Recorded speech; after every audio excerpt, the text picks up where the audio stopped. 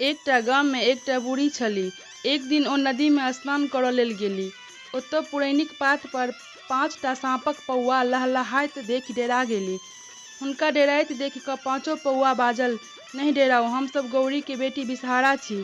आइ मैना पंचमी अछि। गामक लोक सबके जा कऽ कहियौ जे अपन घर आँगन नीक सँ नीप कऽ माटिक 5टा पौआ बना कऽ ओहिके पिठार सँ ढौर सिन्दूर लगाबैत आ पौआक मुँह में दूबि खोसि देत, तखन दूध लावा चढ़ाबैत, घर में खीर घोरजाउर बना कऽ उसरगैत आ नीम, नेबो, अनार आदि सेहो चढ़ाबैत।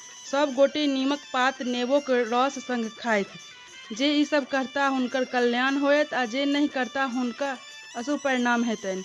बिषहारा जेना कहने छलखिन तहिना बूढ़ी गाम आबि सबके बिषहाराक समाद कहि देलखिन। किछु लोक हुनकर बात मानि लेलनि आ किछु लोक बूढ़ी के बात के झूठ जानि अंठा देलनि। जे सब बिषहाराक पूजा केलनि ओ सब तऽ सुरक्षित रहला आ जे मजाक उड़ौलनि ओ सब राति में मरि गेला। भोर भने सब बूढ़ी लंग गेल आ कहलक, जाउ बिषहारा सँ पुछियौन जे ई मरल लोक सब कोना कऽ पुनः जीवित हेताह। बूढ़ी पुनः ओहि धार लंग गेली। 5 बहिन बिषहारा ओहिना चिकनी पात पर लहलहाइत छलीह। बूढ़ी हुनका सबके गोर लागि कहलखिन, जे सब मरि गेला ओ कोना कऽ जीवित हेताह।